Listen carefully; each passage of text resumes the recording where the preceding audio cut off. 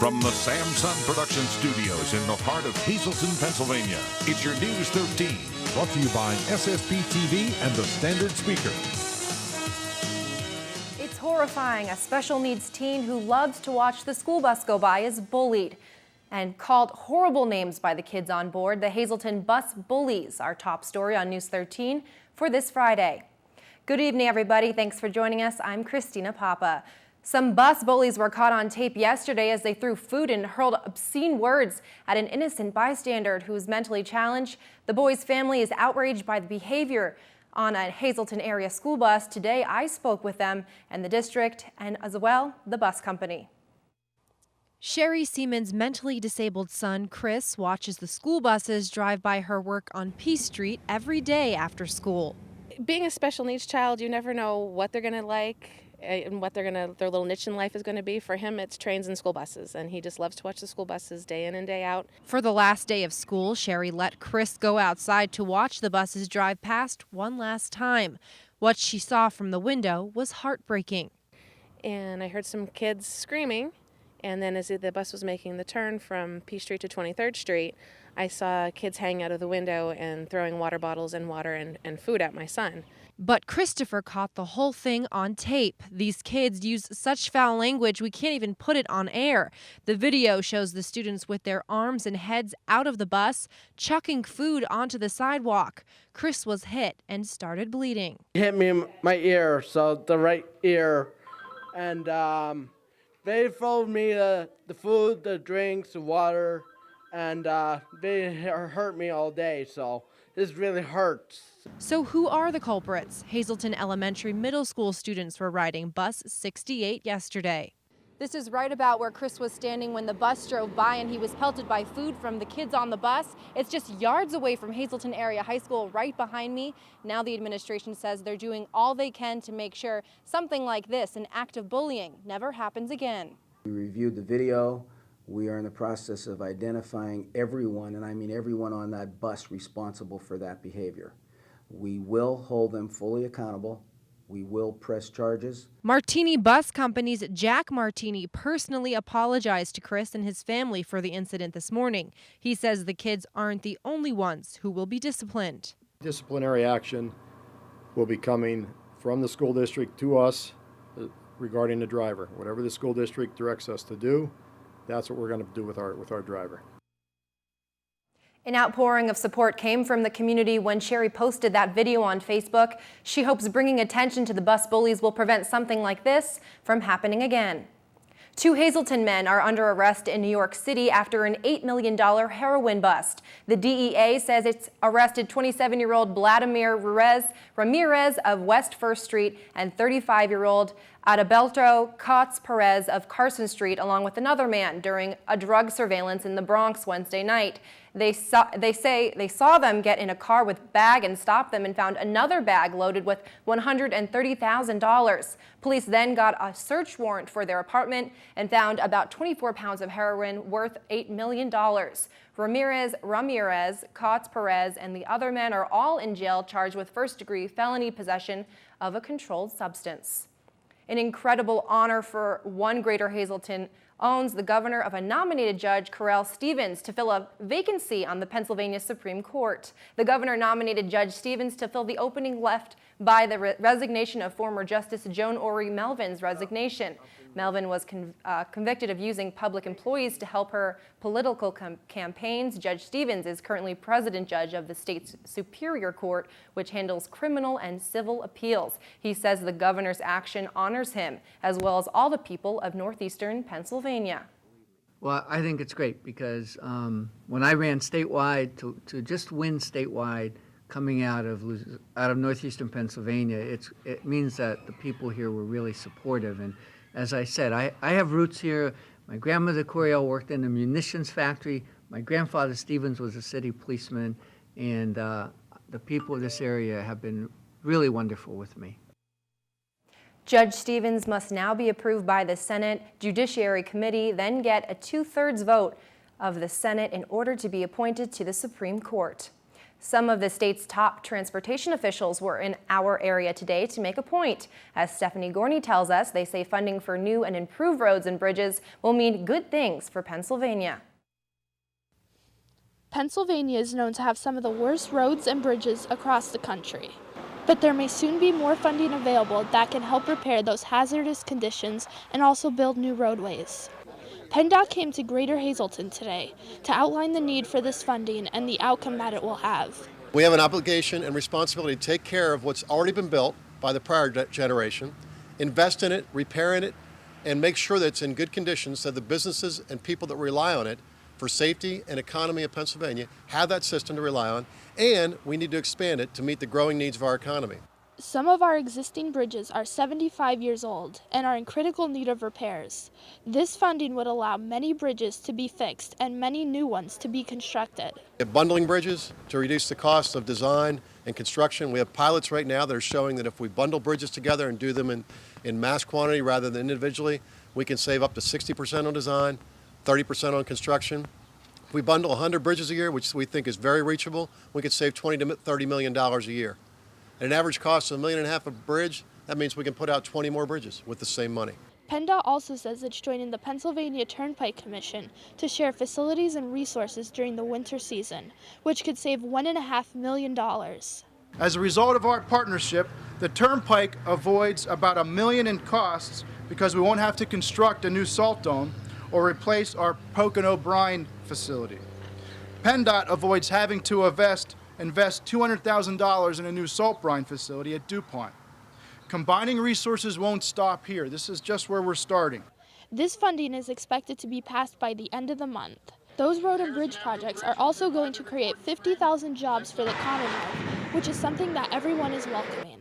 Stephanie Gorney, News 13, Hazleton. Hazleton police are investigating the cause of a nasty one-car crash this afternoon. It happened at the intersection of Broad and Monroe Streets. Instead of making the turn, the driver apparently lost control of the car, which hopped the curb and smashed into a home. The driver wasn't injured, just shaken up, and the home did suffer some damage, especially to the chimney. No word on what caused that accident in Hazleton this afternoon. Well, more signs of a new life in downtown Hazleton today.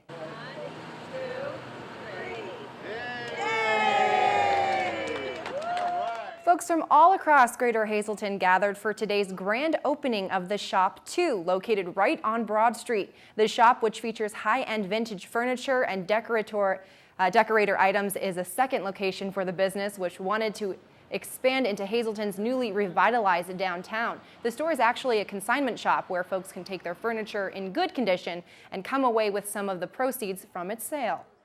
We sell furniture, antiques, anything home decor, and it has to be in good condition. As a consignor, you can come in and we can talk over what you might want to sell, and you get 50% of whatever you sell it for. The owners say their family aggressively looked to open a new store on Broad Street because they believed in the future of downtown Hazleton. Still ahead on News 13, finally a break from all that rain. We'll tell you how much sunshine you'll see this weekend and News 13 weather. But first, all the rain was great for our gardens, and we'll visit a very unusual one in Schuylkill County when News 13 continues.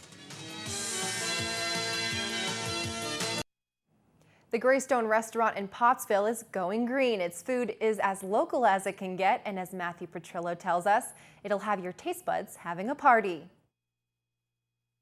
Greystone owner Jerry Labuti says since he opened his restaurant almost 10 years ago, he always had the community in mind. We always liked to purchase local produce. Local was always very important to us. Not only local produce, but local meats, local lambs, veals, as well as produce. Still, even buying local comes with its challenges. Herbs come in different things. You don't know how many times they passed around, how long they traveled. Even when you're getting from local farms, you can't guarantee the freshness. So that's when Labuti figured to transform the rooftop of his restaurant into a garden. Now, usually in restaurants, when its produce comes locally, that usually means it comes from about 100 miles away. But not here at the Greystone. They have a greenhouse here right on the roof, and over here they're growing fresh basil. And if you think it looks good, well, they say it's gonna taste even better. So now we've closed that radius down to just the roof of our building, and it's great for us, it's great for the customers.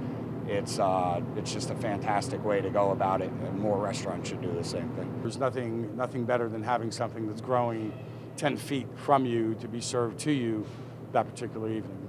The new rooftop-to-table taste raises the bar of Pottsville dining. We know exactly how fresh everything is and when it went in and when it needs to be taken out. So it really gives us a step up on the competition, I think. With the produce, they'll make everything from the lettuce for your salad to the mint for your mojitos. Green sausage heirlooms, Hawaiian pineapple, purple crins. There are white cherry tomatoes. There's also several types of herbs: basil, mint, rosemary, thyme, savory. And your taste buds will definitely be savoring these flavors. Matthew Petrillo, News 13, Pottsville. Time now for our first look at regional weather from the National Weather Service. Checking the radar, mostly ground reflection from radar out of Binghamton, maybe a leftover sprinkle or two through the afternoon, but then we're in the clear for a while. Our creative condition tonight is all about a lazy afternoon, and it's called the Leaning Towers of Treza. It's by Rebecca Anshella, student at Hazelton Elementary Middle School, and it's all about getting some sun in a huge hammock. Time now for a look at the News 13 weather from National Weather Service. First, for Greater Hazelton tonight, mostly clear with a low around 54. Saturday, sunny with a high near 73, partly cloudy at night with a low around 56. And now heading to Schuylkill County. Tonight, mostly clear with a low around 52. Saturday, sunny with a high near 77. Nighttime low around 54. And let's check the winning midday lottery numbers. Good luck if you played. Daily number 193, Big 4 9995, Quinto 81022, and the treasure hunt 10, 12, 15, 22, 24. Good luck if you played. I hope you won.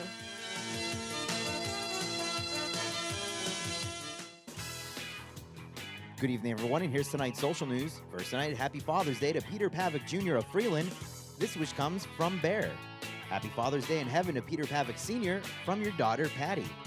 Tonight's Talk of the Town report, the Valley Regional Girls Softball League and its Valley Regional Warriors Travel Organization are seeking an experienced coach to guide the TU travel team for the 2014 season. Interested candidates must provide references and background check documentation. For more info, please call 570-401-4344. And finally, Pastor Philip Smith will speak about the Reading Railroad in Shenandoah on July 2nd at 6 p.m. Presentation will be held during a meeting of the Greater Shenandoah Area Historical Society. There's no admission fee and the public is welcome to attend. That's tonight's Talk of the Town. News 13 would like to send sincere condolences to the family and friends of these recently departed. Karen H. Alexander of Lambertville, Michigan. Memorial reception will be held at a later date. Arrangements are by the Robert H. Wick Wisniewski Funeral Home. George E. Careva, Sr. of East Bangor. Services will be held Monday at 11 a.m. in the Gaffney Parsons Funeral Home. Friends may call Monday from 10 to 11 a.m. Rosemary Engel, formerly of Hazelton. No services were announced. And Donna Butcher of Hazelton. Graveside services will be held Monday at 11 a.m. in the St. Michael's Byzantine Cemetery. The Stanley Yanalowski Funeral Home is assisting the family with the arrangements. Tonight's obituaries have been brought to you by Smilax Floral Shop located on 15th Street in Hazelton. For delivery to all local funeral homes, call 570-454-0111. And by Mia's, once again, the Hazelton area's #1 rated restaurant. Call 570-501-3410 for information on luncheon packages. SSPTV Sports on News 13 with Fred Barletta Jr. and Ron Marchetti. Well, Scholastic sports season started last August. That'd be August of 2012. And here we are, appropriately, the day of commencement in the Greater Hazelton area, where we have the finale of sports for the 2012-13 school year. It's the baseball state championships, the softball gold medal games as well. Let's take a look. Some of them are in, some of them are taking place right now, and some of them will take place under the lights tonight. Let's start, first of all, with baseball. The first one, final, came from earlier today. Johnsonburg out of District 9, they looked absolutely devastating as their pitching allowed just 3 hits. Meanwhile, they were able to put 5 runs on the board, and they beat District 4 Canton. The final in that one, 5-0, Johnsonburg, the state champs. So that was the first gold medal game of the day. Now, in baseball, The AAA game is going on as we speak out at State College. That one has West York, who was in the state title game last year. They're playing Upper Moreland. And right now, that game is headed toward the 6th inning. Just take a look right there. West York clinging to the 2-1 lead, but that game far from over. As we said, they are playing in the 6th inning of that game right there. Meanwhile, let's go over to the girls' side of thing with softball. One final there. It's on the AA side. Was a whale of a game. Brandywine Heights, the District 3 champs, they prevailed over Riverside by the slimmest of margins, 1-0. So often you see that in softball. And to prove the point, how about the game that was going on in Quad A? Chamonix and Cannon McMillan. After the regulation 7 innings, no score. And it went that way until where we are now. That game is in the 9th inning, still scoreless. The Chamonix and Cannon McMillan battling it out for the state championship. Talk about someone that's going to come up as a tough luck loser there. That's really going to be something. Now, back to baseball. The games that are going to be played tonight, the Quad A title game, that's going to start at 6 o'clock. It's North Penn and Lower Dolphin. Meanwhile, you go down to the AA level in baseball. That game will take place between Loyalsock and Beaver. So that's the way it'll line up in baseball tonight. And we'll see when it's all said and done, we will have state champions in all 4 brackets. Girls softball, what's left today? Well, you got 2 games that we have to mention. First of all, Williams Valley out of District 11. They're going to play Neshannock. That's the single A girls softball championship. And in the AAA, it's going to be Valley View and Fort LaBeouf. So that's it. We can finally put a wrap on the 2012-13 Scholastic Sports season.